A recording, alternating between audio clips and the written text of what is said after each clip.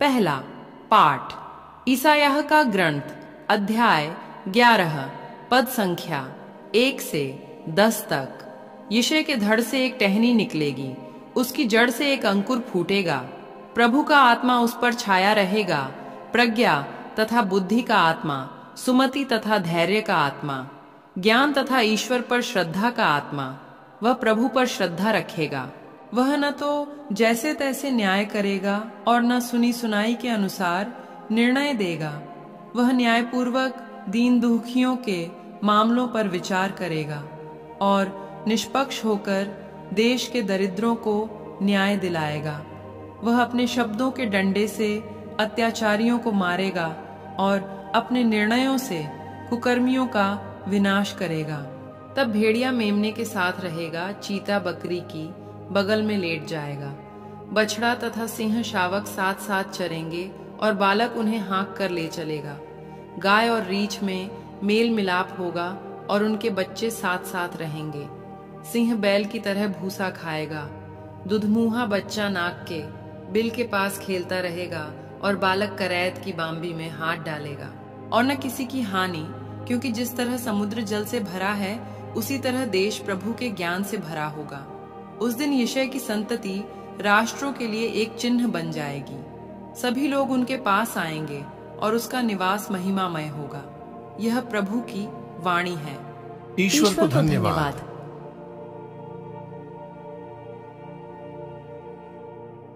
सुसमाचार संत लूकस अध्याय 10 पद संख्या 21 से 24 तक। उसी घड़ी ईसा ने पवित्र आत्मा से परिपूर्ण होकर आनंद के आवेश में कहा, पिता, स्वर्ग और पृथ्वी के प्रभु, मैं तेरी स्तुति करता हूं, क्योंकि तूने इन सब बातों को ज्ञानियों और समझदारों से छिपाकर निरे बच्चों पर प्रकट किया है। हां पिता, यही तुझे अच्छा लगा।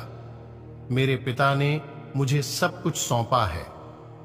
पिता को छोड़कर यह कोई भी नहीं जानता कि पुत्र कौन है, और पुत्र को छोड़कर यह कोई नहीं जानता कि पिता कौन है।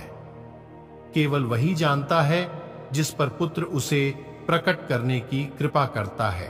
तब उन्होंने अपने शिष्यों की ओर मुड़कर एकांत में उनसे कहा, धन्य हैं वे आंखें जो वह देखती हैं जिसे तुम देख रहे हो, क्योंकि मैं तुमसे कहता हूं, तुम जो बातें देख रहे हो उन्हें कितने ही नबी और राजा देखना चाहते थे, परंतु उन्होंने उन्हें नहीं देखा। और जो बातें तुम सुन रहे हो वे उन्हें सुनना चाहते थे, परंतु उन्होंने उन्हें नहीं सुना। यह प्रभु का पवित्र सुसमाचार है। हे ख्रीस्त, तेरी स्तुति हो। मनन चिंतन। मेरे प्यारे विश्वासी भाई बहनों, ईश्वर के साथ हमारे रिश्ते में संवाद एक अनिवार्य हिस्सा है। हम ईश्वर के साथ जितना अधिक संवाद में समय बिताएंगे उतना ही अधिक हम उनके करीब पहुंचेंगे। इस प्रकार संवाद ईश्वर के साथ गहरी मित्रता और संबंध को सुगम बनाता है। आज के हमारे सुसमाचार में यीशु अपनी प्रार्थना के माध्यम से हमारे निर्माता पिता ईश्वर से संवाद करते हैं। वह पिता की स्तुति करते हैं। यीशु ने केवल स्तुति देने के लिए पिता से संवाद नहीं किया। यीशु संवाद किया क्योंकि वह अपने पिता के लिए तरसते हैं और इस चाहत के माध्यम से वह उनके साथ गहरी एकता बनाते हैं। हमें भी अपने जीवन के प्रत्येक क्षण में ईश्वर के लिए सदैव लालसा और प्यास रखनी चाहिए। हमें हमेशा उनके साथ संवाद करना चाहिए।